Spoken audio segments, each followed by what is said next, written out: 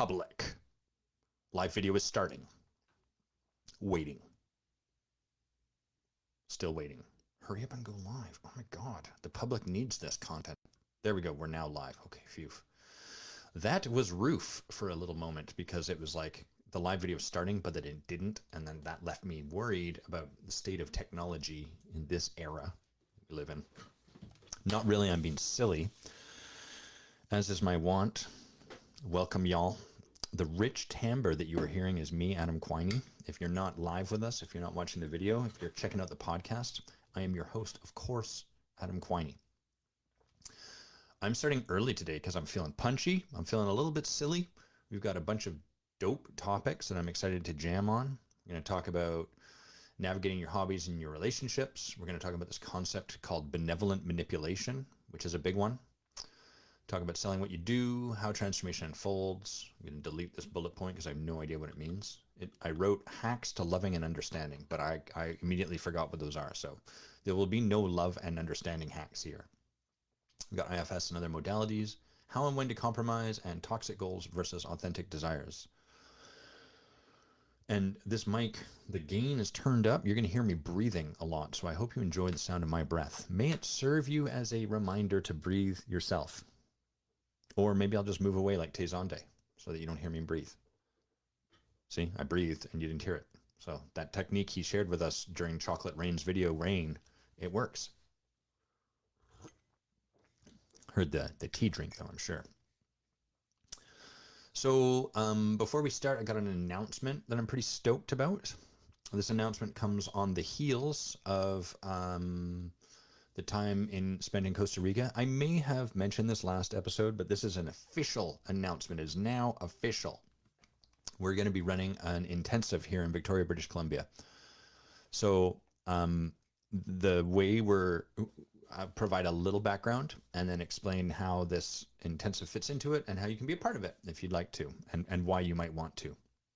So the way the Forge has worked for many years is that we deliver the transformational work that we do, that we lead, and that we support people to take on in their lives. In this program we run called the Forge, that's delivered through Zoom calls primarily. We meet 3 times a month, 2 hours at a time. And then about 5, maybe 6 years ago, we started including a retreat because we like being in person with people. It's fun to spend time together. We like going to places that we like going to. Why don't we do that? And so for the last 6 or so years, give or take, we've run the Forge as it has, and then with a retreat in the middle. And what we've discovered as time has gone on is that that's an insufficient amount of time on the mat with people, so to speak. We want to spend more time with them. We want to do more work in person, and when we're in person, we can go deeper. We get a longer period of time to maybe drive something up, to address something that's in the space, and then support them as they move through it. Whereas on 2 hours, we get at most 2 hours, we can work with it, and then hopefully they're all right in the intervening time. It's just a little more limited. We've done great things in those 2 hours, but we want to do more. And so what we concluded after our last retreat was, hey, well, why don't we? And where we've been stuck up to this point was thinking well, we'd love to do another retreat, but we can't afford that. We cover all of the cost of the retreat as it currently stands, which is no small amount of money to cover everyone's food, lodgings, all of that adds up. And so we were well, we could raise the cost another $10,000, but that's going to become prohibitive for a lot of people, and we don't want to do that. What can we do instead? And what we realized an option was to set up basically an intensive. And so the idea of an intensive is that it's an opportunity to come together, to do work together, to do stuff in person, but we don't cover lodgings, we don't cover food or anything like that. Instead, what we do is we rent basically a ballroom somewhere, and then people can come and join us, and then we can kind of do more in-person work. Of course, we do this at cost. We're just going to add it into the Forge as bonus. And, and that's how that goes. So we get to spend more time. We get to deliver more of the promise of the Forge. We get to support people with more transformation. We get to do cool stuff in person together, et cetera, et cetera. The other thing that's soups cool about this approach is that with an intensive format, we can open it up to the public. So that's what I'm announcing, and that's what's really exciting. Hey, Brad, Brad Borkus did the Forge and just saying it's so very worth it, one of my better investments. You should come back, homie. We'd love to have you come back. What we're going to start doing is bookending the Forge with 2 intensives. And we're introducing one at the end of this Forge bonus. So none of the people that joined the Forge this year knew that this was there. We're going to just offer it for free. It's not a requirement for them, but they get to come. And the layout of the intensive is it's 5 days that we are doing work. The first day is just for our leadership team. So we do a lot of deep work with our leadership team. The second day is for our leadership team and all the other members of the Forge. So everyone in the Forge gets a day just for them. And then the remaining 3 days are open to the public. So if you like this work, if you followed me for a while, if you enjoy the idea of like ontology and you want to get more of it in your life and you really want to get some tools under your belt and maybe some transformation, but you're not really ready or willing to make the kind of commitment that a year-long program like the Forge requires, this is a way that you can kind of you can dip your toe in the water a little bit, or maybe take that next step for you, but like without it having to be quite such a big step as committing to the year that the Forge is of your life. And so really the commitment you're making is 3 days to come to a place with us for 3 days, to meet a bunch of amazing people. I'm starting to get into what you'll get out of it, so I'll come to that in a sec. So that intensive, the one at the end of each Forge will always happen here in Victoria, British Columbia, which is an incredible city. Super, super cool, really, really beautiful, really, really fun city to be in. The end of May is just like such a gorgeous time. We get these really long days, like the sun stays out till about around that time of year till about like 9:30. It's kind of light out until around 10. See these really fun evenings. It rises really early. The temperature is very beautiful. Our harbor is gorgeous. So you get to spend time in Victoria, British Columbia. You get to come here in our hometown. You get to spend time with us. You get to like eat breakfast with people that you're going to fall in love with. You get to do a lot of deep work, and you get to kind of have fun in a foreign city with a bunch of people that are doing the same kind of work you are, like with friends, people that you'll develop like really intimate relationships with. And one of the really fond memories I have, I used to be a part of a coaching group. It didn't turn out to really deliver what I wanted, but one of the things that we did is we'd have these events in different parts of the world. And I have this really, really fond memory of being in London for the span of about 2 weeks. First was like for one intensive, and then was an intensive that I was leading over there.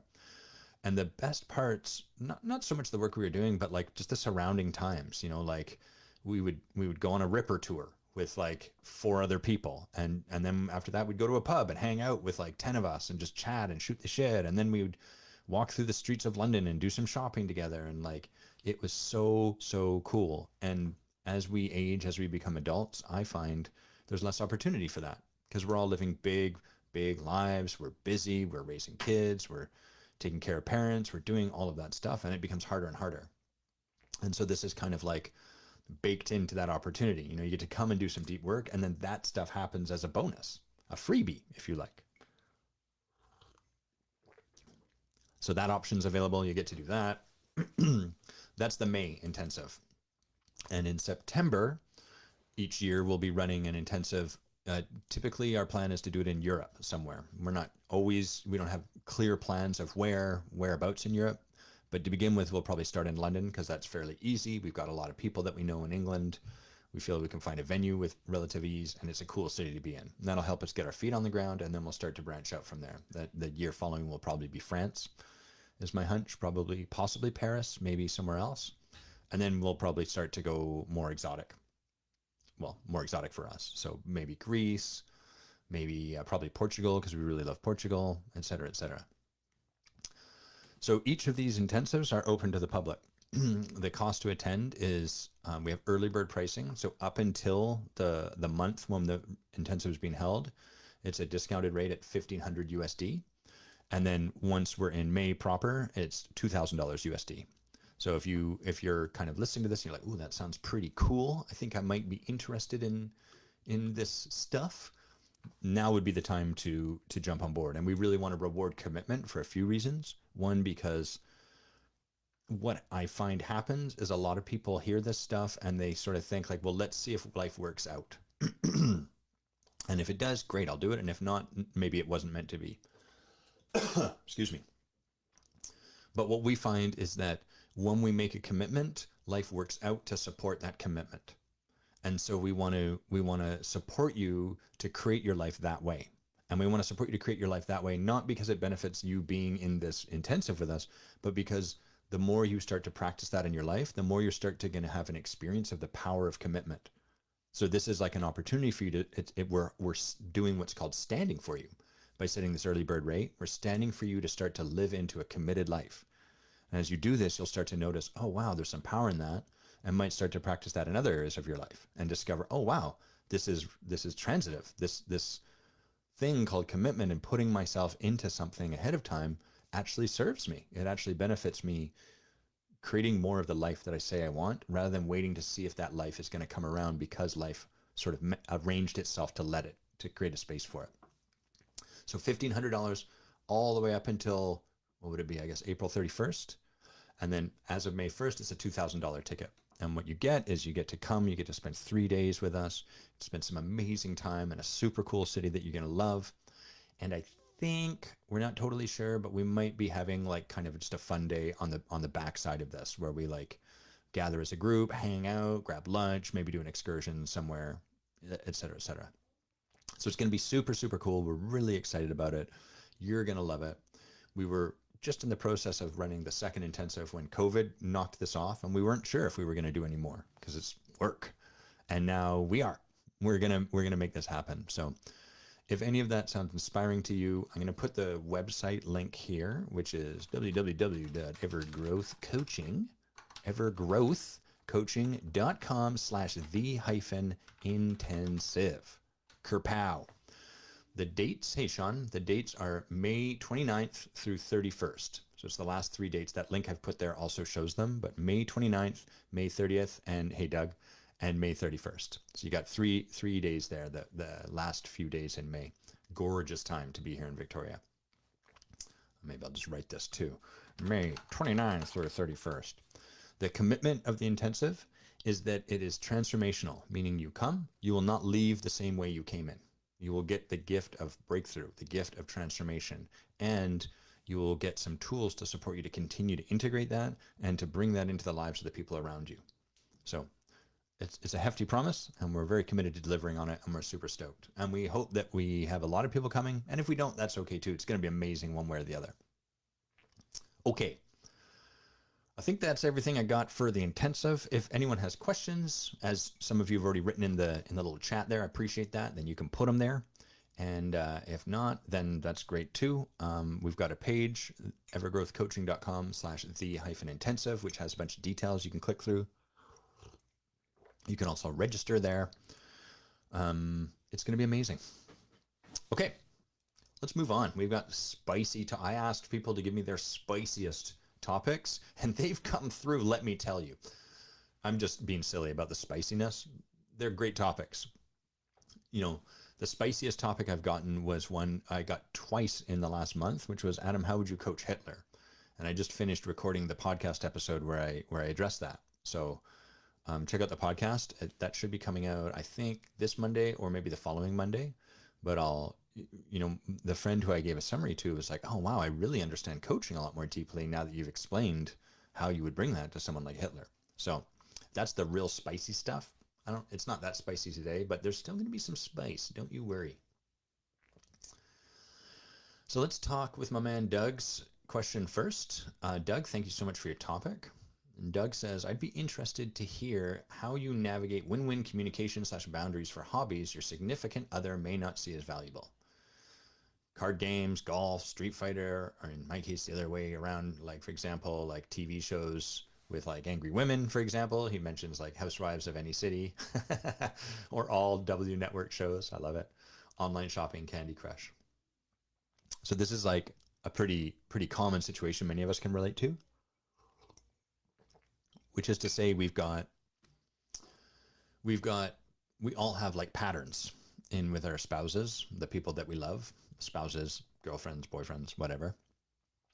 And we have ours, which we really love and we see provides us something, but then we look over there at the other side and we tend to see like, that's not helping, or I don't like that, or that's annoying, or it irks us, or it irritates us. And then what we want to do is we want to change that in the other person. I'm not saying this is necessarily what Doug is suggesting. He's just asking, how do we navigate a win-win communication slash boundaries around this stuff?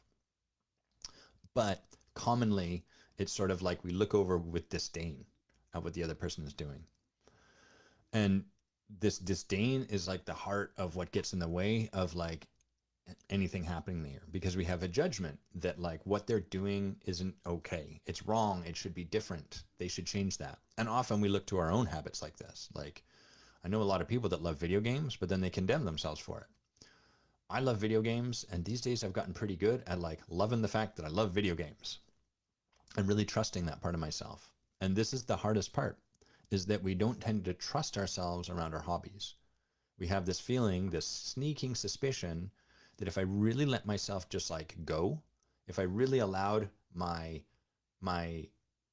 desire to take front and center stage and like just leaned into the hobby, that's all I'd do. And then I'd lose my job, and then I blah, blah, blah, and then I do this, and then I do that. And what I found is that's not the case. The actual case for me, and in my experience, most people, is that I play the game that I'm into, or I do the thing. And if I really let myself go, like as far as I want to go with it, eventually I get bored of it. And then once I get bored of it, I start to reach this point where I'm like, man, I want to do something like productive. And it's always very scary when I'm in the throes of something new. Like when there's a new video game, like a role-playing game, or like when Street Fighter just come out or whatever, I'm like really into it. I'm super passionate. I just want to read about it and study it and focus and become the best and all of that stuff. But there comes this point where it starts to like lose energy for me. And there's this other point where I start to feel like, man, I want to make a difference. I want to like start working on like an infographic, or I want to like start writing more or whatever. And then that shows up, and then I'm into that for a while until something new comes about, and then I turn back towards it. So that's what I find tends to be the case with us. Here's where we get really what's the word, like blocked or log jammed, which is we don't trust any of that in ourselves. So what happens is we end up in this awkward state where we're, yeah, you can save a backup. Get out of here. Sure, save a backup. I don't care. What do I care? Save your backup, program. We get into this awkward state where we are really, really, really wanting to do something like play a game or whatever, and yet we're telling ourselves it's wrong. So now we have this push-pull, this kind of tension that exists for us, the two of us, or internally, which is like, I want to do that thing, but it's not okay that I want to. And then we start to do all manner of like subtle violence towards ourselves to try to deal with this tension that we have. Like, okay, I'm going to let myself do that for a little bit, but then I'm going to stop myself. Or I'm going to eat that cake, but I'm going to berate myself for eating the cake, but I'm still going to eat the cake. And what that does is it stops us from fully embracing the thing, which then stops the desire from fully being expressed and realized and then moving on.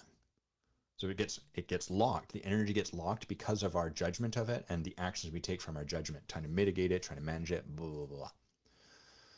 And so that becomes problematic. And then what you may do is you may like, okay, I went too far down the wormhole on that one, so I'm going to like, the rabbit hole, I guess. I'm going to like really hold this back. I'm not going to play any video games at all. And that's a lot like holding a beach ball underwater, because you have this desire, but you are actively in resistance to the desire. And the only way to keep that going is to like keep your hands attached to the beach ball. And so what typically happens for people is you see this a lot in like addictive, what we label addictive patterning, which is that people resist doing, and then fucking go all in head first down into the rabbit hole and like just, oh my God, it's like debaucherous. And then slam the door back because they learn I can't trust myself around this. And so the one pendulum swing begets the other. Whoop, punch that microphone right there. Stupid pendulum. Okay, our sound's good again. The one pendulum swing begets the other pendulum swing. We go back and forth. The more we resist ourselves, the more we then like really, really, really lose ourselves in the passionate consumption of that thing when we finally let things go forward. And then because of that, the more we slam the door shut on ourselves and hold us at bay. And this becomes a very familiar pattern for many of us, certainly me. Very, very, very familiar pattern for people with like a lot of passion, which then can formulate addictive behavior. So that's what's going on internally. Then that all gets pushed into the realm of relationship and applied with our partners. So we see our partner doing something that they may say like, I don't love that I do this. And then we attach our own judgment on top of that. So now it's not just like them trying to hold the beach ball into the water, it's us as well holding that beach ball into the water. And then where that leaves us is like doubling down. Okay, I'm really going to try not to do this because I know my partner doesn't like it and I don't like it. And then when the doors are open, we like consume even more, consume even more, consume even more, and then double down even further. So it's like layers upon layers.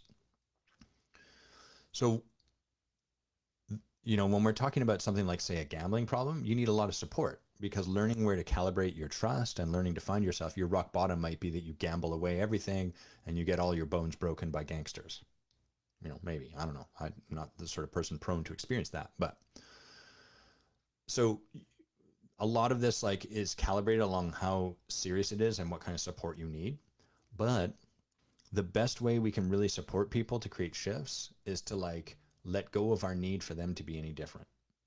And that's really challenging because we don't realize that everything we're putting on them is really about ourselves. My need for someone to change something over there is ultimately a reflection of something in here, some same way of being that I'm bringing back to myself that I'm really pushing on people. That just creates all the problems. Steve Chandler, a coach I used to work with briefly, a really, really great author, says like the irony of supporting people to change is that the less you require them to change, the better they are able to change, because then they don't feel our pressure and they don't have to manage it. And what tends to happen when we're putting pressure on people is they change because of our pressure rather than because of their own internal decision, or they resist the pressure that we're putting on and hold on to the thing ever more tightly. So that's all of that. And then in addition to that, there is like mitigating our needs in a relationship and like sort of boundaries, as we'd put it. Like if you, I'm trying to think of I don't want to like call anyone to the mat here. So I'm trying to think of an example I could use. Bear with me. Let me have a sip of tea to fuel this.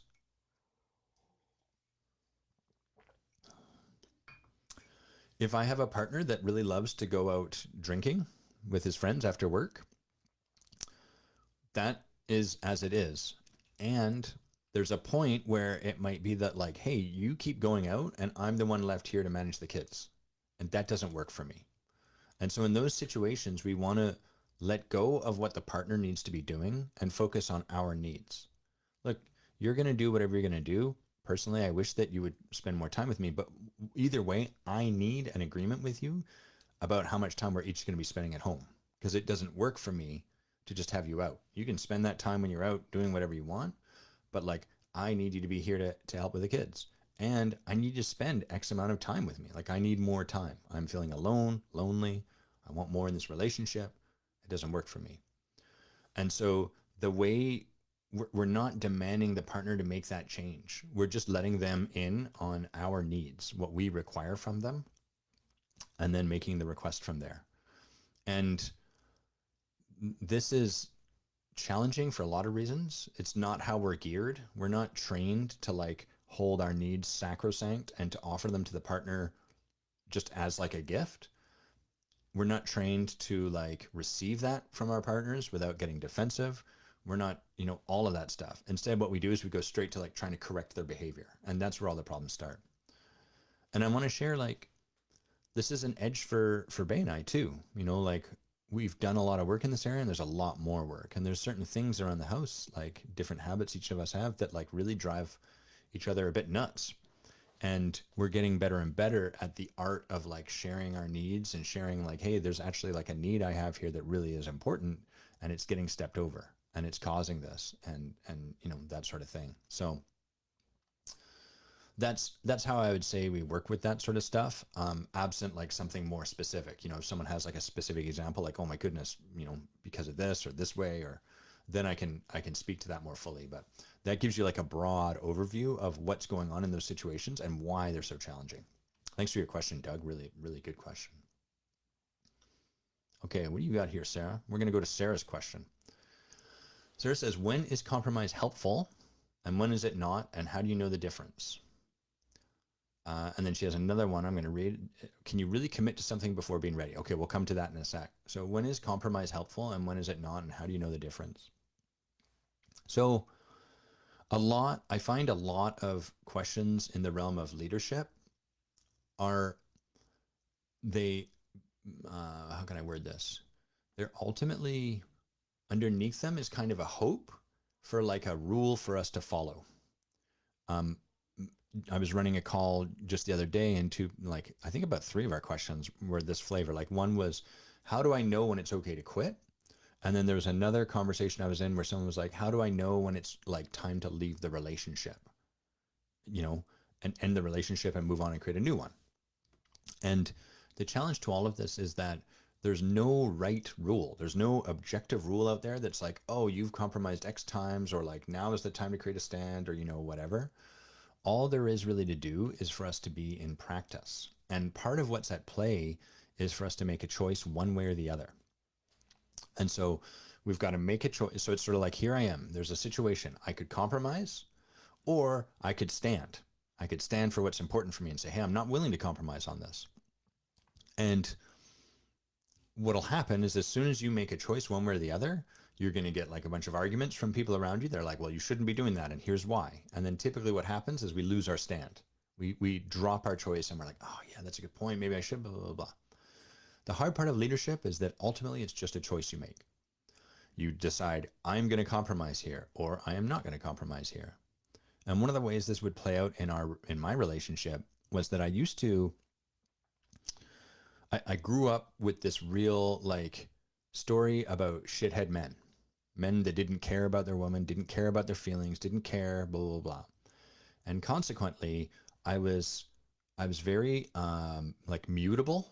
I was like very flowy. I could go with whatever, and I wouldn't like, you could hook me every time in any relationship where like, I'd be like, this is what I like, this is how I feel in this moment. And then my partner, whoever happened to be at the time, would be like, you're just saying that, and this is your avoidant tendency, and you just aren't willing to stay. And I'd be like, okay, all right, okay. And then like take that on and go with it. And it took a long time for me to realize like what was happening was I was not really willing to make a choice. I was not really willing to put my feet down and be like, you might be right that this is wrong. You might be right that this is me and my survival mechanism or my story or my unwillingness to be with it. But internally, I feel right now that this is my truth. And so I'm going to stand in that truth. That was very, very edgy for me because it triggered all of my stories. Here you are, Adam, like an asshole man, unwilling to listen to your partner. Not true. In fact, I was over-calibrated towards listening to my partner and under-calibrated towards listening to myself. So that's an example where I just had to make a choice at some point and know that not everyone was going to agree with the choice. In fact, a lot of people would argue with that choice. And so the same thing is true for compromising. Hey, is this the time to compromise? And ultimately, the only place we can really, really, really look at the end of the day is like, what do I feel? Do I feel this is my time to compromise, or do I feel this is my time to like die on this hill, if that's what I'm going to do?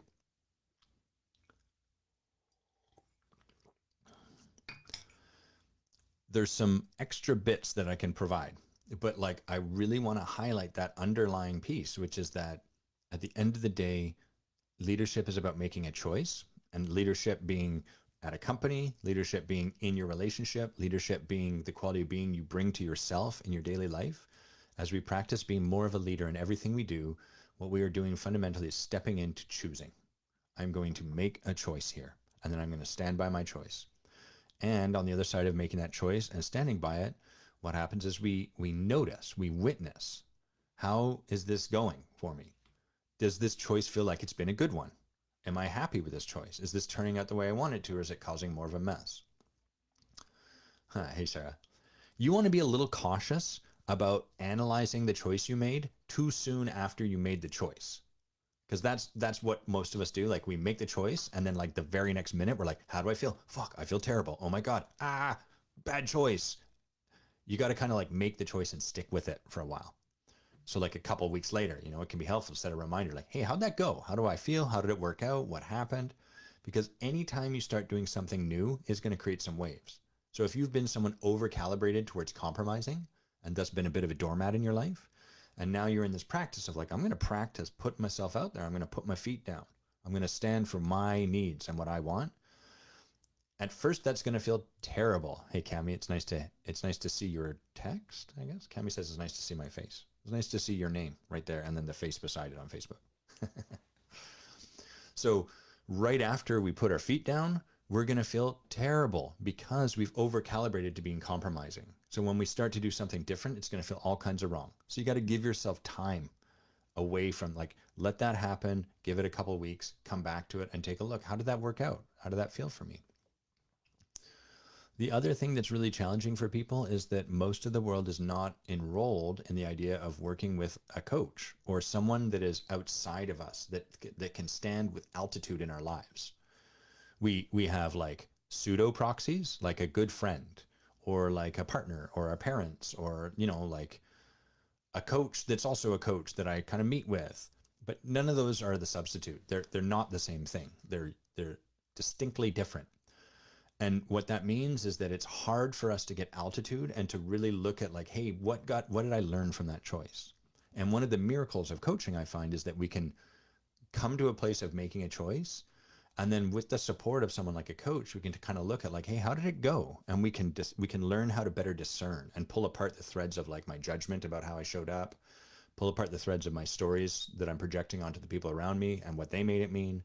I can kind of separate that from like seeing the deeper truth of what happened and noticing like, oh, what's going on inside of me? What am I starting to discover? A coach can help us see like the sort of growth that we're taking, because our growth in these areas often is like a plant growing. We don't notice it because we're too close to it. So that's ultimately where I come down when it comes to like, when is compromise helpful? The other thing that can be really helpful to notice is like, hey, am I the sort of person that over compromises or under compromises? Do I tend to over calibrate towards compromising and setting my own needs aside? Or do I tend to be someone who like really stands for his own needs or her own needs and maybe doesn't so much hold sway and let other people make a difference? And it's good to ask that question for yourself, not from a like, do I do one or do I do the other? Instead, like, because sometimes people will be like, oh, I do both of those. That's not the question I'm asking. The question I'm inviting you to be in is, which do I do more? So you got to choose one. That's the way that goes. Awesome. Thanks for that question, Sarah. We're going to come back to your next one. It's a good one too. But I want to talk a bit about benevolent manipulation first, which is a distinction I'm coming up with. I'm just going to read what you wrote here, Doug. Doug says, I'm percolating on your insights in a positive way. Phew, that was close. And eager to weave them into my relationship practice. Cool beans, brother. I'm stoked to hear that. So benevolent manipulation is a distinction I created it grew out of a conversation I was having with someone I love very dearly. And I think I'd shared with them, or they'd noticed the way I like to be with people when I'm like at a coffee shop or getting served, which is I like to like get to know them. I like to connect with them. I like to talk to them. I like to ask them how they're doing, and if you're someone who, if you were the way I used to be 15 years ago, you would find this very obnoxious. It's like, Adam, just let them serve us, which is fine. It's okay to have any approach about this, but like I enjoy connecting with people. And the more I notice I embrace that, the more fun life is for me.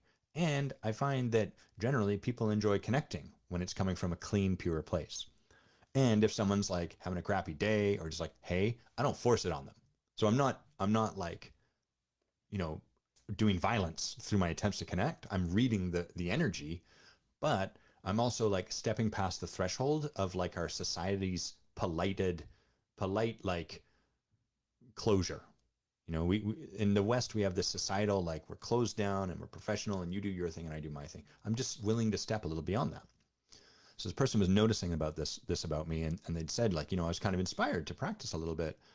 And so I was at this place and someone was having a bad day and I just asked them how they're doing. I was chatting with them and, I was just practicing it. And I was like, oh, cool. How was that for you? And they were like, Yeah, it was nice, you know. And I was really hoping, like my real hope was that like who I was being would inspire them to like start seeing their life a little more positively, and to like start like bringing a little more joy to their day, because they weren't that pleasant to be with. So like I was really hoping they'd like get something from what I did.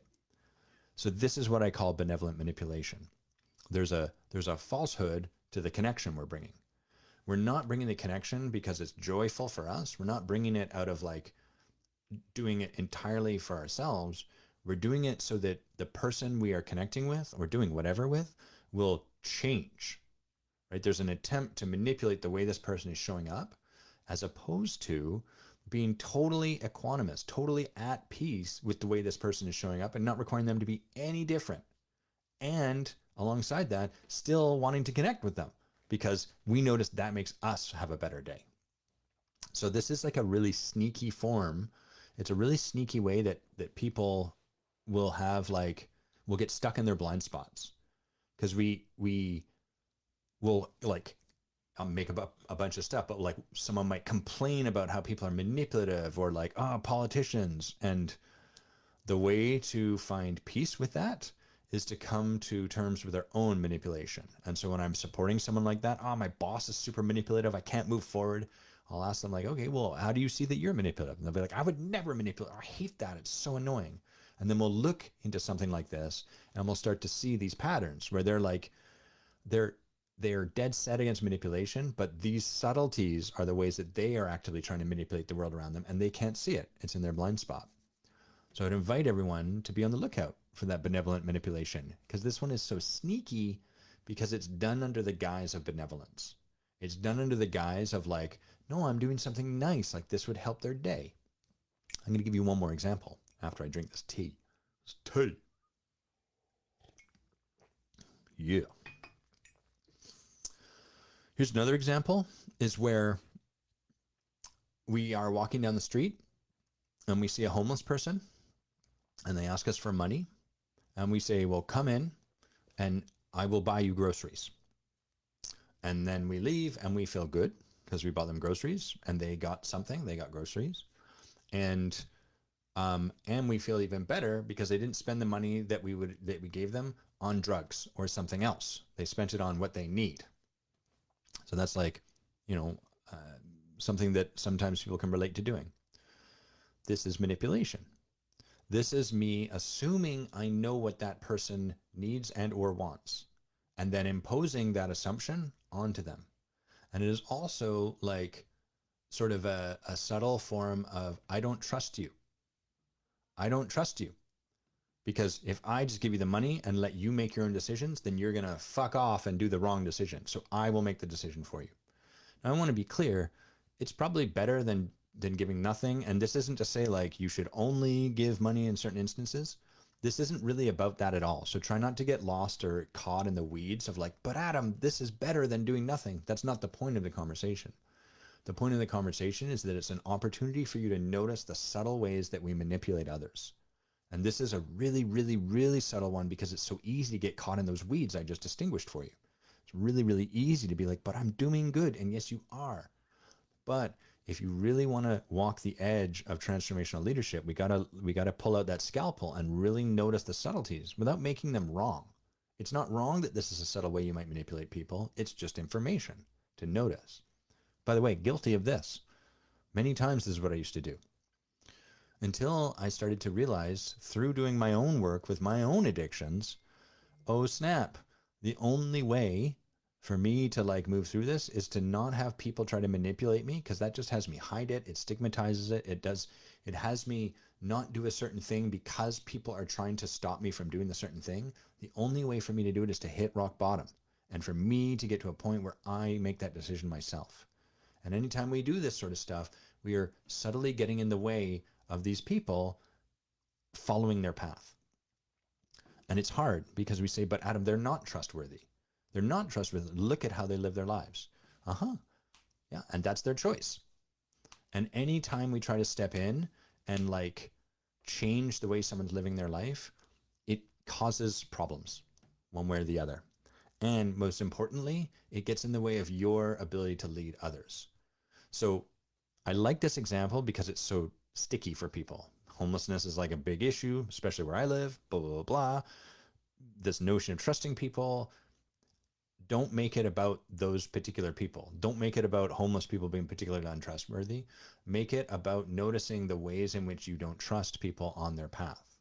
Because if you can do that, then you will start to notice this in other ways. Here's another one is like where like you have a kid and the kid doesn't want to do a particular thing. Well, I'm not even going to go there because I've already introduced one sticky thing, introducing parenting, a subject around which I know little. Not going to be a good move. So we're going to step over that. I'm not going to go down that example. That's me catching myself in the moment. The point being, we want to really be on guard for this benevolent manipulation. And what there is to do is like probably not that much. You might still do the exact same thing and that's okay. Just notice that subtlety because that's information and that's how we learn. That's how we start to catch this stuff. Oh, here's a way that I'm subtly trying to manipulate over here. Oh, here's a way that I'm not fully trusting this person on their path. And like, I see this all the time in leadership. I see this all the time in partnership from me, you know, where I'm acknowledging someone and then I'm feeling tempted to put in like, and if you could just do this a little bit more, instead of trusting that like all this person needs is to really be seen, which is what most of us really just need, is to just be seen for the good work we're doing. The internet's rife with this in the form of advice. You post anything that's authentic, you're going to get a ton of advice. And that advice is manipulation. It's like, I don't trust your path. You need my advice to support you to get to where you could go. You could get to where you are going faster through my advice. It's not that I don't trust them, Adam. It's just that I could get them there faster. That's you not trusting them. That's you not trusting that their path unfolds at exactly the tempo that it needs to unfold. There is no getting there faster in life, ironically. There's just being able to unfold that stuff at your own tempo. So this will come, I'm going to speak to this because I think Rebecca Zimmerman gave me a good topic here about this. Oh, maybe it was you, Sarah. Sarah's, can you really commit to something before ready? Yeah. So anyhow, that's what we call benevolent manipulation. Just be on the lookout for it. Just practice noticing and you're not allowed to make yourself wrong for this, right? We have a story that being manipulative is wrong. It's just part of being a human. It might be something you want to decide to stop doing as much of once you start to see how much you do. But you're not wrong for it. In fact, most of this stuff is done out of the goodness of our heart. We do it because we love. And from our love, we don't want to be heartbroken and we want to help someone be their best. We just don't realize that the best way to help people be their best is to love them exactly as they are and to trust them as they are and to meet them as they are instead of as they could be or as they should be or, you know, whatever. Aight. Okay, so that kind of comes to what you had said, Sarah. Can you really commit to something before being ready? i.e., you want it, but the actions aren't happening. How do you quote unquote force being ready? Is that really possible for long-term change? So coaching, I'm going to back my way into this by talking about coaching. Coaching is this really funny thing. You pay a bunch of money to hire someone who has done a ludicrous amount of work in their own lives such that they can be a shiny mirror. And what I mean by a shiny mirror is that they can reflect to you the way you're showing up without needing you to go anywhere else, without needing you to be any different. That is really, really, that sounds super simple, and it's probably the most challenging thing in the world. For example, if someone pays $50,000, for example, just to grab a number, or $2,000 or whatever, for coaching with you, and week after week they show up and do nothing, that starts to become very confronting because the coach is like, I need to create some results so that it's proving to this person that they're getting value out of it and so that I get hired again because then they'll give testimonials and all of that gets in the way of being a pure, shiny reflection. All of that is also why like coaches that don't have much training or that decide not even to get training or don't engage lifelong with their own coach burn out in this profession because all of what I just described hooks them and then they go out of their way to try to help their clients do more work. And then the fact that the client doesn't because now they're just being manipulated, it hooks the coach even more and then so on and so on and so on and so on. And eventually the coach burns out and then they're like, coaching's not for me. It's all fine and good. It's just, that's what's going on. So what's happening is we just show up and the coach is like, here's what's going on. Kind of like if you show up in front of a mirror, the mirror goes, here's how that tie looks with that shirt. It's my friend Christopher's metaphor. Here's how that tie looks with that shirt.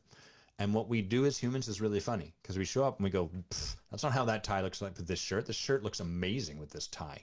These giant polka dots from the 70s with this paisley clashing colored shirt. This looks incredible. And the mirror doesn't do anything. It just goes, all right. And then we go about our day and people look at us funny and we make up stories and whatever. And so we do that again and again and again. And each time we show up in front of the mirror's like, here's how that tie looks with that shirt. You want to go out? Yeah. Okay, great. That's how it looks. That's the magic of coaching. It's so simple that people dismiss it and say like, I could get that from my parents. I could get that from my friend. But the irony is that that simplicity is precisely why you can't get it from anyone outside of these people doing this crazy amount of work. And so when it comes to like committing to something before we're ready, how do you force being ready?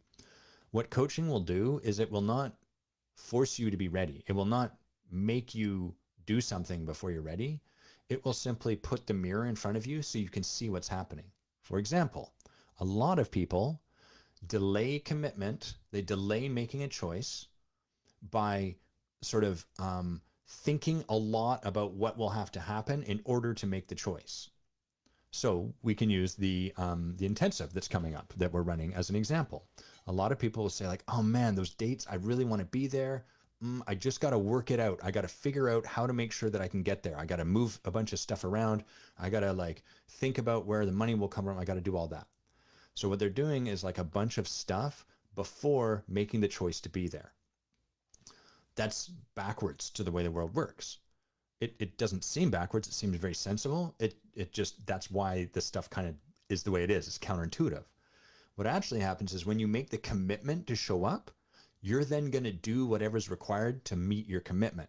And until you make your commitment, no amount of trying to arrange things is going to shift the needle for you. It's not going to move the needle because you haven't yet made the commitment. So what we find happens here, and then I'm going to bring this back to where we were, is that people that say like, I got to figure it out, I'm going to do some work, are often the people that don't show up. They keep talking about showing up, but they don't. And this is a metaphor for everything in our lives. People, most of us tend to be actively engaged in talking about that thing we're going to do one day, someday, rather than committing to doing it and then taking the actions from there. So what will happen in coaching is the coach will just be like, hey, I notice you're doing a lot of talking and stuff, but you're not really making a commitment. And the person will be like, well, I'm not ready. Readiness isn't a thing in commitment. A commitment is just a choice. It's a choice to do it or not. And like, how do we know we're ready? You make the choice. And so what happens in coaching with this is that the coach will just keep reflecting it to you and be like, well, I just noticed you're doing a lot of talking before you actually are making the commitment. Is that what you want to do? And when we're confronted with that, at first we'll argue with it and then we'll be like, no, it's not. And eventually we come to like the point where we're like, yeah, I guess it is, but I really want to do it, but I'm scared to. And then so that becomes a conversation. And each week you show up and you're like, I really want to do it, but I'm scared to. And the coach's job in that situation is just to keep reflecting to you like, okay, it seems like you want to do it, but you're just not yet willing to. Like you're scared and the fear won't go away, but you're just not choosing yet to step beyond the fear. How do we force this? We don't. You're going to have precisely as many conversations about being afraid before you commit as you will need to have. The magic of coaching is that it puts that conversation in front of you so that you address it, so that you're at least clear on what's happening. We call this putting you at choice. Most of the time we're not at choice. Most of the time what we're doing is we're distracting. Sarah, I'm loving you soundbiting. Sarah's like capturing all of this for like tweets. It's super helpful. Most of the time we're not at choice. Most of the time we're numb, we're oblivious. We hold ourselves like we tell ourselves lies, or our ego tells ourselves lies, or we obfuscate the truth by like, again, talking a lot about stuff, but not actually making the commitment. And then we believe, oh, I would do this if only. And as soon as you get the truth put in front of you, that shiny reflection, you're now back at choice. It becomes like, okay, there's never going to be a point I'm ready. There's never going to be a point when this isn't scary. How much longer do I feel that I'm going to be willing to wait and like prove to myself that the fear isn't going to go away before I take the step? And you can be like, tomorrow. If it's still here tomorrow, I'll take the step. And then tomorrow comes and you're like, tomorrow. And then you do that. And the coach just keeps putting it in front of you. And after a while, you'd be like, fuck, I've said tomorrow like 5 times in a row. And what this does is the more you become aware of this pattern, eventually comes a moment where you are just willing to choose. So this is why coaching works, ironically, is everything I've shared kind of might sound like, well, it's not working. That's actually why it works, is because it doesn't force you to do anything. What Jocko Willink's, what like a lot of consultants do is they force something on you, and then you take the action. So it's sort of like, oh, I took the action, wow, that really worked. But you did it because someone forced you to. And so as soon as that forcing hand, that forcing person, that forcing force is taken away, you're going to revert back to your old habits. Whereas if you go through the steps I'm talking about, what's going to happen eventually is you get to a point where you're like, fuck it, I'm going to do it. And then you've done it of your own volition. And that is a transformation. The first time you step off that diving board and take the scary plunge into whatever's next, that roots into your bone marrow. And that creates a real transformational shift. So you can commit to something before you're ready, because commitment doesn't require readiness. There is no readiness in commitment. There is simply a choice. You want to, but the actions aren't happening. What I would say is that's distinct from commitment. If I commit, if I'm really committed to something, then there's actions I'm taking. So typically if someone's like, Adam, I'm really committed to this, but I'm not doing the stuff, I would say it seems like you're not committed to it. And I would help them come to that term. And at that point, they can be back at choice. Now, instead of telling themselves they're committed, but actually not being committed, which makes it hard to be at choice, now they can really be like, oh, I'm not committed. Do I want to continue that choice, or do I want to make a different choice? I want to choose commitment. Great. What do you need to do? What structures might you need to put in place to support you doing that? Et cetera, et cetera. Is that really possible for long-term change? Hell yes. So through this process I'm describing, long-term change absolutely happens. Breakthroughs happen. People fundamentally change. And from here, I want to kind of talk about the arc of the transformational journey as a whole, because I think it'll help situate what we've been talking about a little bit more clearly. Is this making sense to everyone watching? Are you picking up what I'm putting down? Let me know so that I know I'm not just rambling here. I don't want to be a rambling man. So I'm jealous. A friend of mine who streams, he's got like some crazy audio stack on his computer, and he can slide his voice down so it sounds very low and then like kind of villainous. I'd really like to do that for y'all, but I can't. I don't know how to do that, and I'm not willing to do the effort. So it's not going to happen, but I'm a bit jealous of him. Okay, we got some yeses. Thinking face, excellent, good stuff, great. Let's talk about the overall arc of transformation, how that unfolds. So what tends to happen in the transformational journey is that we initially come to, well, hold on. Let me just put some thought to this before I just let words fall out of my mouth.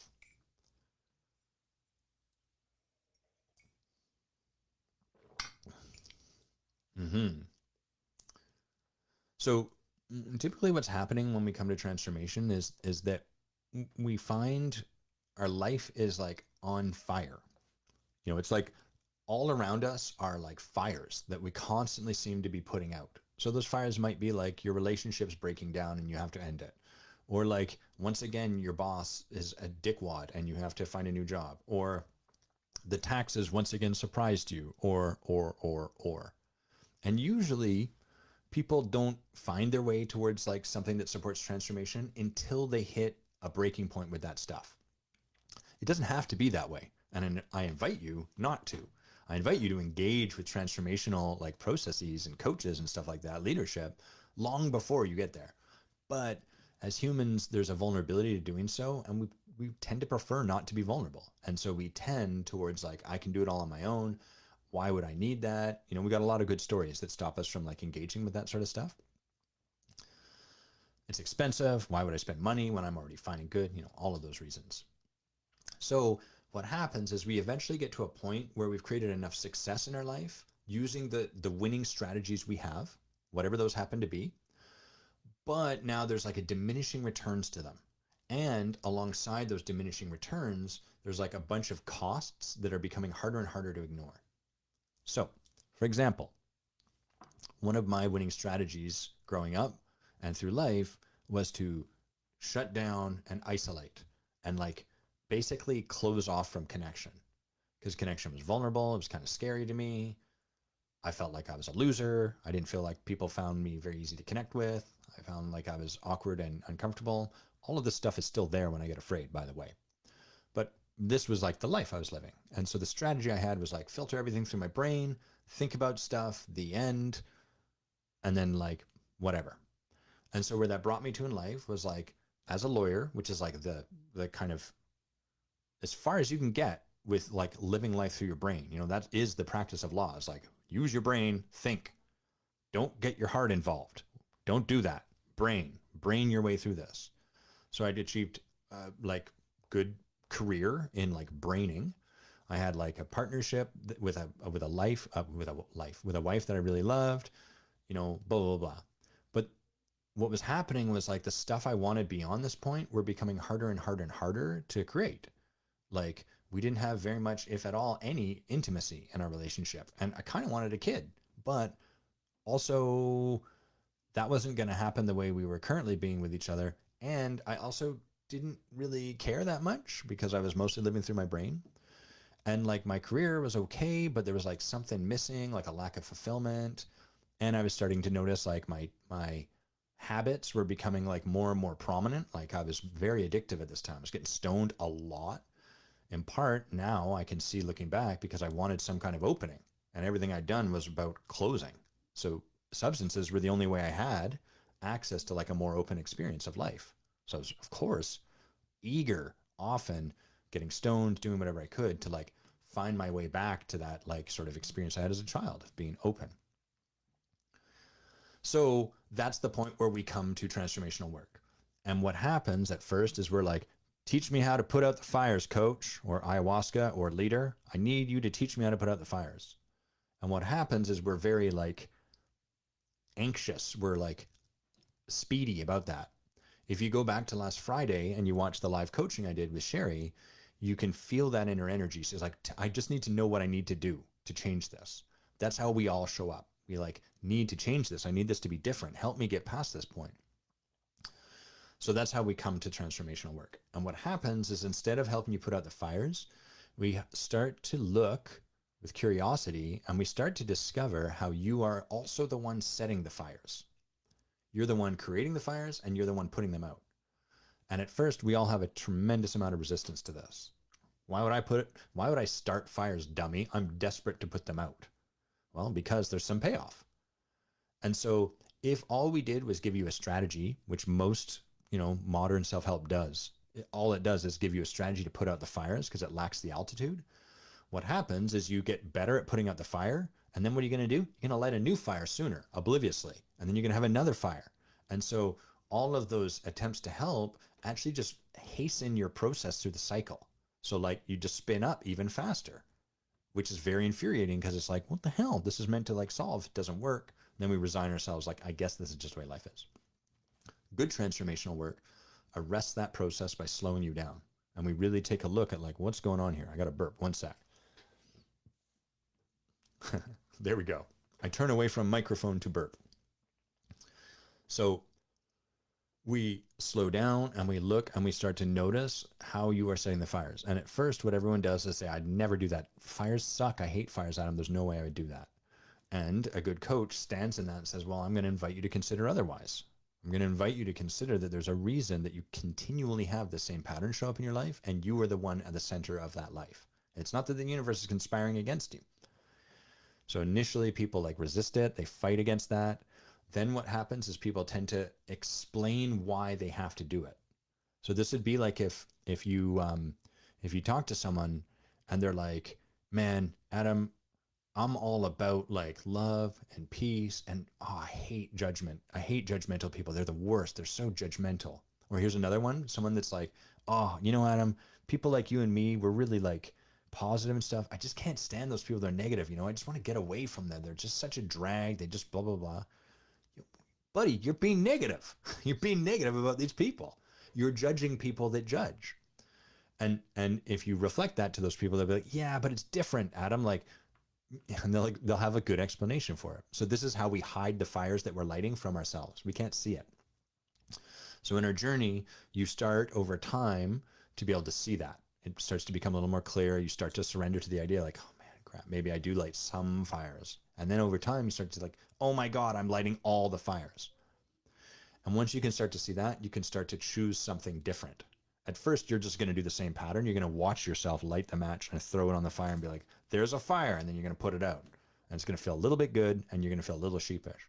But over time, with practice and awareness, you start to choose a different path. So you stop lighting those fires.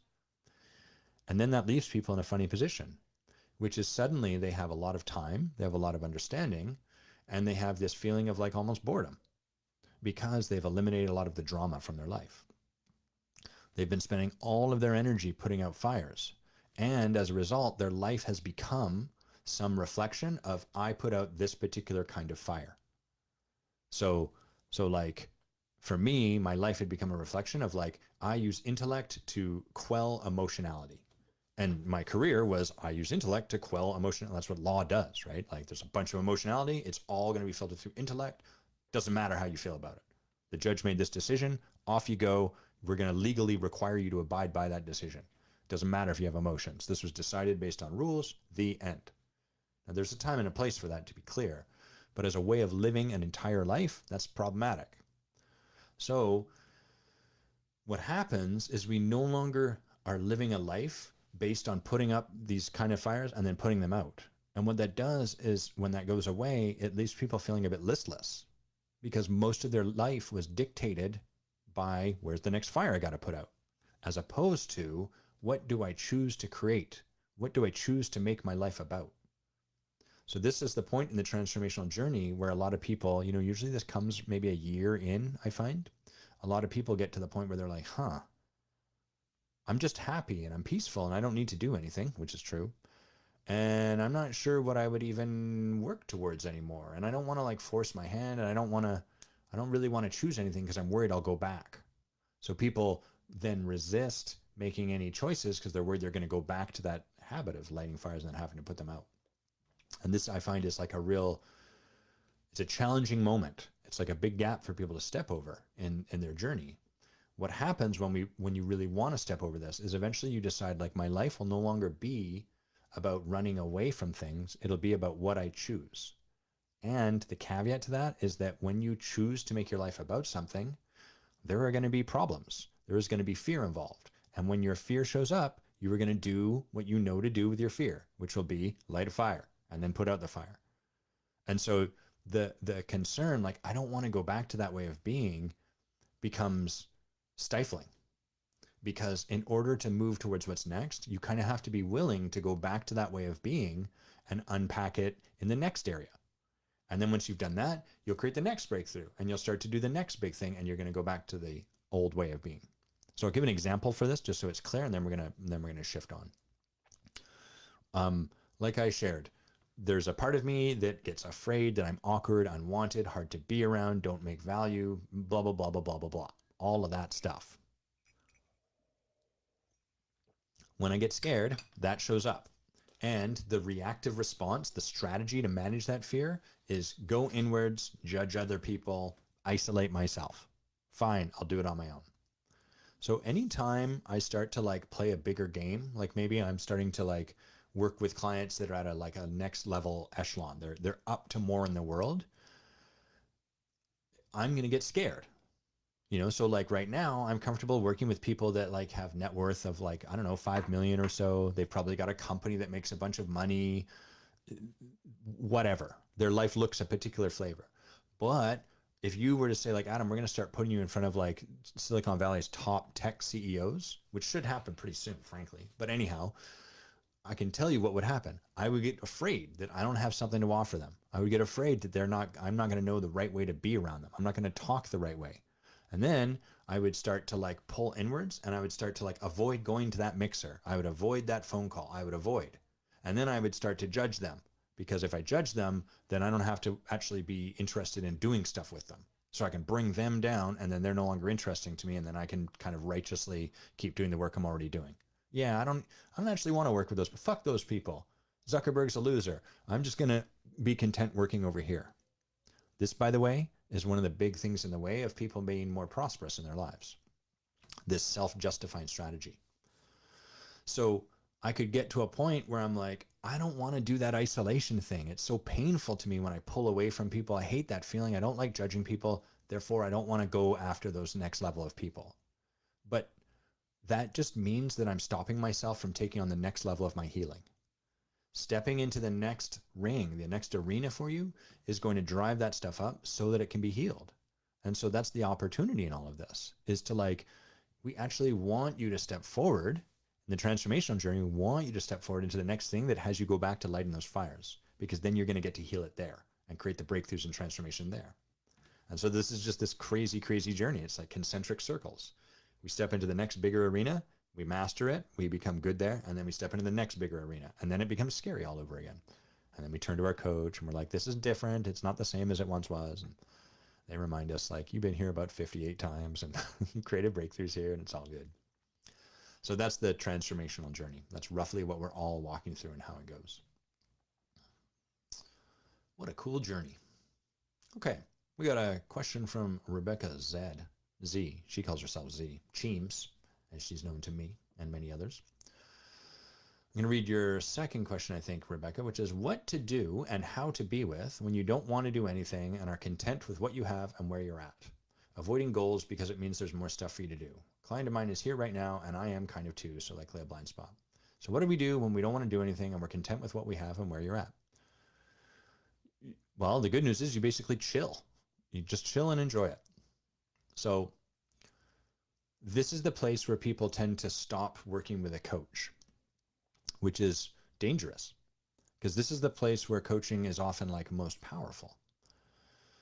What happens is we get to a point where we're like, I'm content with where I'm at. I don't really want to do anything different. I don't want to like pursue anything. I don't want to like try to make big moves. I just want to relax. That's great. There's nothing wrong with that. And in fact, the more we tell ourselves like, I shouldn't be here, the harder it is for us to allow ourselves to be there. And until we let ourselves be somewhere, we can't leave it. You can't leave a place until you've been there. So you got to let yourself be there. This is hard because many of us have like stories like, I'm worthless unless I'm productive. If I didn't have a productive weekend, it was a wasted weekend. And that makes it hard for us to just be content, let ourselves be where we are.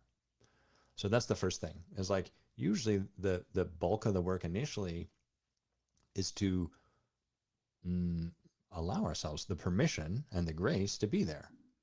And if someone like doesn't want to do anything and they're content with what they have and where they're at, that's amazing. That's so damn cool. I'm stoked for them.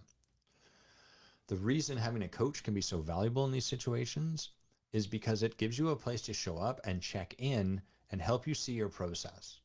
And what will tend to happen in these situations is over time, we start to have a desire to do something different.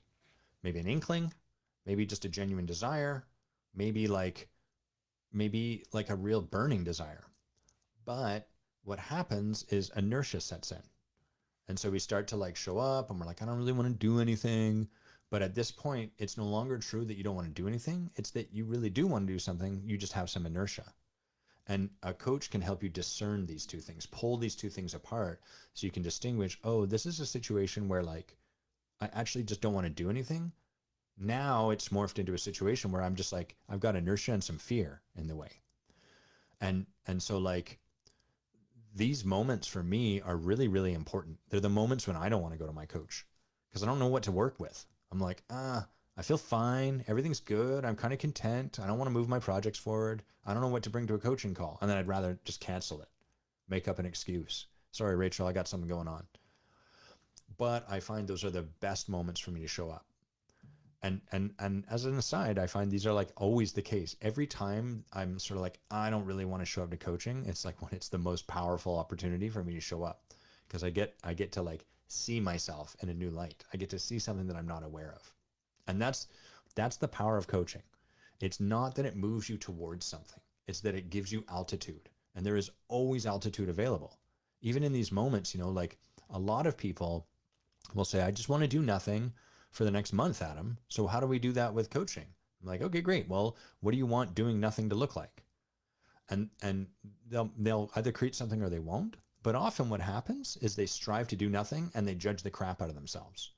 Oh, look at that. There's an opportunity for us to take something on. Or they do nothing and like they don't judge themselves, but they show up and they feel like there's something that they should be bringing or something along those lines. Not necessarily. Maybe what there is to look at is this story that you should be doing, like this subtle undernote that you should be doing something, you should be showing up differently, or that you should, in the face of just wanting to relax. And true enough, if we let ourselves relax, eventually that'll be replaced by whatever's to come next. And so that's really what there is to do. The last part of what you said here, Rebecca, was like avoiding goals because it means there's more stuff to do. Yeah, so we want to look at like, is it a goal we really want to do, or is it a goal we feel we should do?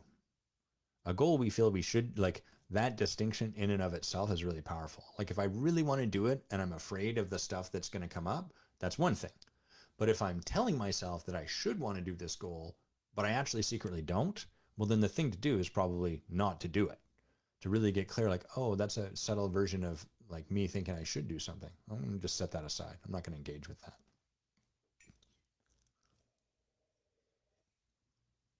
Let's see what you wrote here, Doug. Doug writes, our worth is not a ledger of productivity. To measure it as such diminishes the richness of our being, but it hits a huge nerve for me as I'm guilty as fuck in thinking this way. Yeah, this is the crux I find of like transformational work is it all makes sense on paper. Like in theory, we say these things. My worth is not a ledger of productivity, right? We like are totally clear on that. It diminishes my being. I shouldn't feel this way, blah, blah, blah. And then yet our experience, or put better, who we're being, belies the truth. And I talk about this a lot, like the endless stream of memes on like leadership and coaching and stuff that show up on Facebook, LinkedIn, Instagram, and Twitter. All of those are like, are proof positive of how easy it is to think this stuff and how hard it is to live this stuff. And mostly what we have in the world are people actively trying to convince themselves of this. So typically when someone comes to me, there'll be some flavor of what Doug's describing. I'm going to use Doug's example, but like it could be anything. Like for example, actually I'll use a different example. Like on the phone with someone, I was like, okay, what do you want? What do you want in your life? And they're like, well, I want to like support my partner to like not have to work. So I want to make a bunch of money so that she doesn't have to work. And I was like, okay, cool. How much money do you want to make? And they're like, well, I don't really like to think of money that way. And then he talked for like about a half hour about how money has no real value and it's like kind of pointless to talk about it. It doesn't really make sense. And then he started telling me about this grand thing he'd created called a productivity bank, which was all about like supporting barter and like getting away from money. And like when he finally finished, I was like, wow, you sure put a lot of energy into money. And then he was like, no, not at all. Like, I really think money is like a huge problem. I think it's better not to think anything. That's why I created this productivity bank. Homie was obsessed with money, but he couldn't see it. So he was kind of doing this thing where he was like telling himself not to think about money, telling himself this, but who he was being was obsessed about money. And that's largely what, when we try to create transformation on our own, we get stuck in. We all have some flavor of this where we like intellectually know a truth and we're actively trying to kind of almost convince ourselves of that truth. And if we're really unfortunate, we actually do convince ourselves of that truth, but the underlying being remains the same because that is not something we can shift on our own, you know, absent like, you know, rare instances. So that I love that you shared that, Doug, and I'm really grateful because, you know, it's so challenging to live this stuff. And it makes me so grateful to my coach for all her support because holy mackerel, it's hard to shift this stuff. It's just so sneaky how it like sets in. Charlene says, Adam, can you discuss selling what you do? I have a block on selling what I do. I know that nothing is free and we must work. Asking for money to do what I do is a challenge for me. So I would wonder why that's a challenge. If I was supporting Charlene here, my curiosity would be like, what about it is challenging? And she's not here to ask that question, so I'll like kind of take some liberties about what might be here. But like most of the time people have a story. Like typically what's in the way of people asking for money is that they don't have a lot of close unused applications, action needed. What if I just dismiss that? Yeah. Guys, let me know in the chat if it's getting like clunky or something like that. I'm just going to barrel through with this question. Most of the time when people have a block around asking for money, it's that they have a story about their lack of value. And again, they've probably got like a big intellectual thing, like the way this sounds typically, the intellectual story is like, I know that that's not true. I know that I do have value, but I'm afraid that other people don't feel that way. I'm afraid that other people don't see my value. Yeah, what that is underneath all of that is you don't believe in your value. If we really believe in our value, we have no need for other people to hold it any different. You know, like over here, after a lot of work in this particular area, because I was a big time offender, we could call it, like big time struggled to really trust my value. Nowadays, I can like really get like, this is what I'm worth. And it's okay if like 50 people, 50,000 people are like, dude, you're not worth that. That's ridiculous. Because I know my truth and I stand in it. What tends to happen is people are like trying to become entrepreneurs, trying to become coaches, trying to become whatever, but they've not addressed the underlying story about their own worth. And as a result, then what happens is that they don't see that that's the problem because they've convinced themselves like the intellectual knowing of it is sufficient. And so they believe like there must be something out there. I'm not sure what it is that's in the way of me making money. And then they invest in these like lead generation, let me get you 60 conversations a week. Oh my God, you know, whatever. And that brings them these people, but nothing changes because they haven't addressed the underlying conversation about their own value. This is a call out, a call in maybe for all like the coaches. Like this is why the internal work is so important. This is why like people really committed to the work. They gotta work ontologically, meaning they gotta work with their being. Because as long as you have a story that what you do is not worth money or not worth a particular amount of money, it doesn't matter how many people we bring to you, that story will assert itself. And once you shift that story, it almost doesn't matter what you do because your energy is going to be, I have value and I would love to serve you with some of that value. And that will naturally bring you clients. So it's very ironic. It's like the lead generation won't make a difference until you change the thing. And once you change the thing, the lead generation is available. You can use that as the approach, but it's not really necessary. You can just go and be in the world and people get that. They feel that from you. Hopefully y'all can feel that from me. Like I'm really clear the value that I have to offer. That's why I talk so long. What a joke. What a joke. My laughter felt a bit forced there. Maybe a bit of my survival mechanism showing up. But there's some genuineness in it too. Okay, let's see. Do I have anything that I haven't covered? Selling what you do, benevolent manipulation, navigating your hobbies in your relationship, how transformation unfolds. Oh, I was going to talk about IFS and other modalities. Well, I damn well better do that. Oh, and Rebecca also mentioned toxic goals and authentic desires. So we'll cut down on those last two. So people often ask me, like, I notice in the Twitter sphere that right now unfolding is a really popular dynamic on coaching, which I believe uses a fair bit of IFS, internal family systems.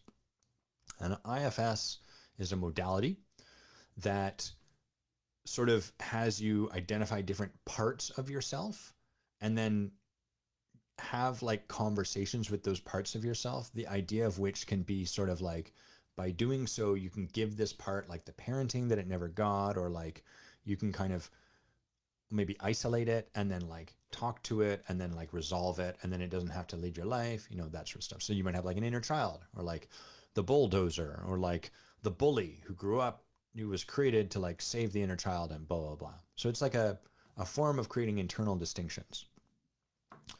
In addition to that, we've got stuff like 3 principles. We've got stuff like coactive coaching. We've got stuff like the Enneagram model, all of that. So people often ask me, how does what you're doing relate to IFS, or does it relate to IFS? And so what I want to do is distinguish ontological work from all of that other stuff. So ontological work is like a couple things. The first is that it's the commitment of someone to like be engaged very deeply with their own being-based work, meaning they are working with coaches and getting trained by leaders that help them to uncover this underlying stuff. And once that person does that, then whatever modality they use, they now have this ability to discern between what someone's doing and how someone is being. So that's the preface. So what I find happens with a lot of these modalities is that people create these distinctions. They have this technique, this technology, all of this awareness, but they've not been trained ontologically. So they've got a mastery of this body of work. They can sit with you and they can like create parts and they can have you talk to those parts and all of that stuff. But imagine that like who you're being is someone that has learned to be like really agreeable, and you've learned to like really engage with stuff, but simultaneous to that, you keep things kind of safe and like comfortable for yourself. So there's a lack of vulnerability in the space. So you could engage with someone who does IFS work, and you could kind of like, oh, and I should add one more part. You can't see any of that because we can never see our own being. We're too close to it. It's the water we swim in. So you're unaware that you're even doing that whilst simultaneously doing that. So we end up with people that are doing like IFS work, and they come and they sit down with the person. The person's like, this is what's going wrong and I need to fix it and it's driving me nuts and it's been here forever and I really want to change it. And you've got this person who's got all this technology, this IFS practitioner, and they're like, okay, great, let's like work through this. Let's get some parts, some pieces. We'll talk to that. Your inner child would talk to this person, blah, blah, blah. And our client is going to do all of that, and she's going to be very engaged. But unbeknownst to her, she's going to be staying safe and comfortable rather than cutting down to the depth of what would really be vulnerable, because that's her move. And when someone has not been trained ontologically, they're going to miss that. They're not going to be aware of that, because what they're going to be noticing is, wow, this person's really engaging with his work. I've never had a client this engaged. This is really going to move the needle. So the IFS in this particular instance is going to be for naught, because what is really going to move the needle for this person is, instead of staying safe and comfortable whilst being really engaged in their life, they actually allow someone to get in. They actually drop the facade. They drop the invulnerability and they be vulnerable in the space, and they allow that to happen. And no amount of like running a technique or a technology or a tool into that wall will happen until the person becomes aware that that's the charade, the contraption they're running that's keeping everything out. Another way I can put this is, there is no technique in the world that is sufficient to like break through if it can't distinguish what is in the way. We have to be able to like distinguish, oh, the thing in the way right now is your being, and who your being is safe and secure and invulnerable. And as soon as we touch that, as soon as we can point to that, again, kind of like I was talking about with like selling yourself, once that person can distinguish, oh shit, that's true, now they can make a choice. And from that choice, they can like choose to open and to let me in or not, but at least they're clear on what they're doing. Now they're at choice. And once they let me in, it really doesn't matter what technique I'm using. IFS, active coaching, Enneagram work, 3 principles, it's all fine and good.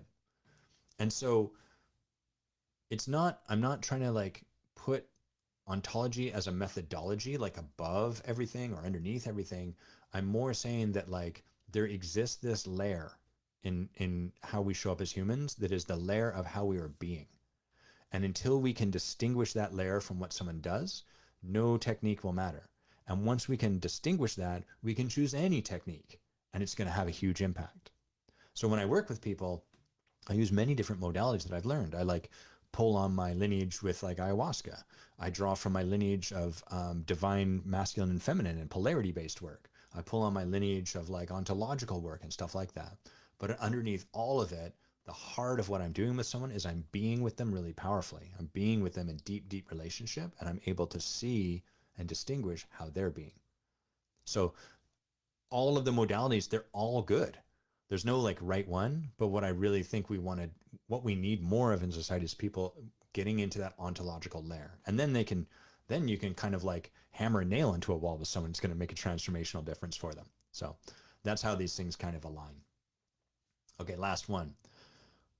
Toxic goals versus authentic desires. How do you discern the difference? Rebecca just gave me like nothing. Just talk about toxic goals versus authentic desires. So let me think about this and create like a, distinguish these two for myself. Like, what does it mean to have a toxic goal? So I think a toxic goal would be any goal that isn't genuine.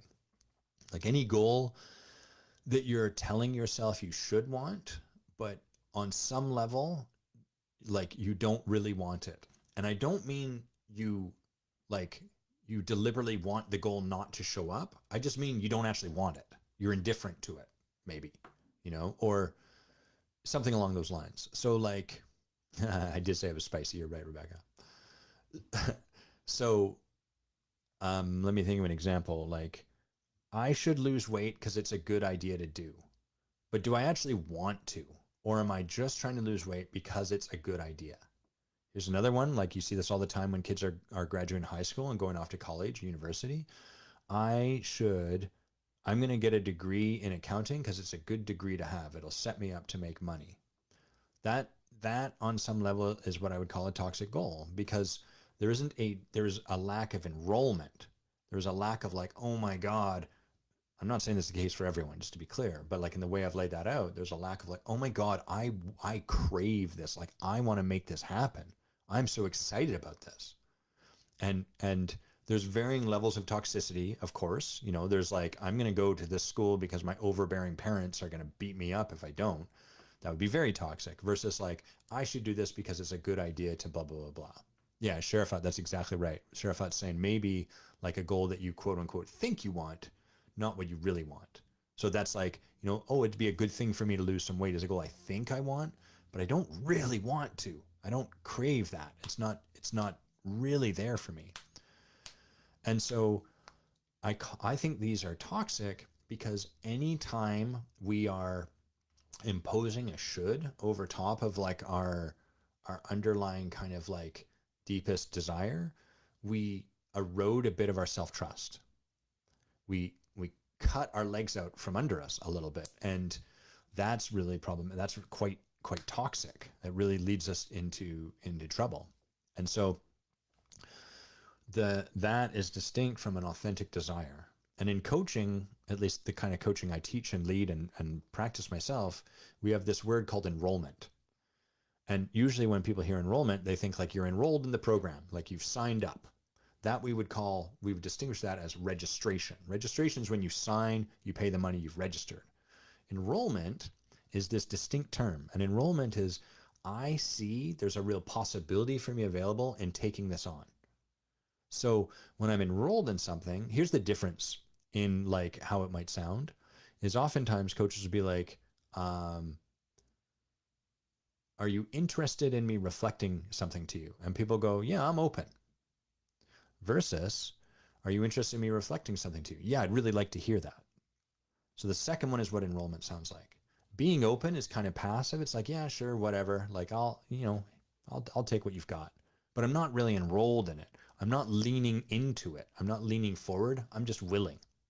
And most of us, what we are really living our lives out is like a function of not being really enrolled in stuff, being open to stuff, and then trying to convince ourselves that we are enrolled. We try to we do a lot of work telling ourselves like, you want to look fit, you want to blah, blah, blah. Nothing feels as good. What is that terrible, terrible sentence? Nothing tastes as good as skinny looks. Oh, that really hurts my heart. It's trying to convince ourselves not to want the thing that we want. And enrollment is where we've got that lean forward. And so it doesn't mean that you are basically a giant walking id who just pursues your like base desires. What I'm enrolled in, Adam, is eating sweet foods, having sex, and sleeping. We can choose to create enrollment for ourselves. So like I can look at like losing weight or like getting healthy, and I can like really get enrolled in that possibility. But most of the time we don't. And that's the difference. That's the distinction between a toxic goal and an authentic desire. Is like on the one side, I'm doing it because I think I should. On the other side, I've done the work, or the work was already there for me. It was easy to step into to really get enrolled in this. And when we live our lives from a place of like, I enroll myself in stuff, your life becomes easier because you're not trying to like constantly, it's not Sisyphean. You're not constantly trying to push yourself up this hill to like convince yourself to do the thing that you think you ought to do. Doing stuff because you think you ought to do it is no bueno. It's not much fun. So like a lot of times my job's really easy because clients come, they're like, Adam, I really feel like I want to just relax for today, but I've got all these reasons why not. And like, I'm like, Seems like you want to relax. They're like, well, I do, but blah, blah, blah. Seems like you want to relax. Which voice are you going to listen to today? This is like really, really simple, which is part of what makes it so fun. And I find like the heart of a lot of transformation is ultimately that we come to like living life from a place of a deep internal trust. And when we deeply internally trust ourselves and our intuition, which requires a lot of recalibration because it's so out of whack, but when we learn and keep taking steps to come back to that place, life becomes very simple and very beautiful and very elegant. It's a lot like a flower just blooming towards the sun. We don't have to think so much. We don't have to figure stuff out so much. We don't have anxiety because we trust ourselves. And it's not like a trust like, I trust that if I do this, everyone will like me. Not, that's fake trust. That's a trick trust. Trick trust. That kind of trust is like, I trust that if I do this, the world will work out in a particular shape. Trust is like, I trust that if I do this, no matter what happens, I'll be okay. I trust that if I lean down this particular path, I will be all good. I can handle whatever life throws at me. See you, Doug. Thanks for hanging out. Counterfeit trust. That's a good one, Rebecca. More elegant than trick trust. I like the alliteration of trick trust, though.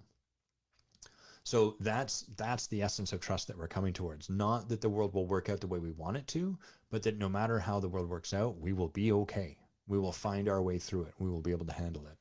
And that gives you such freedom.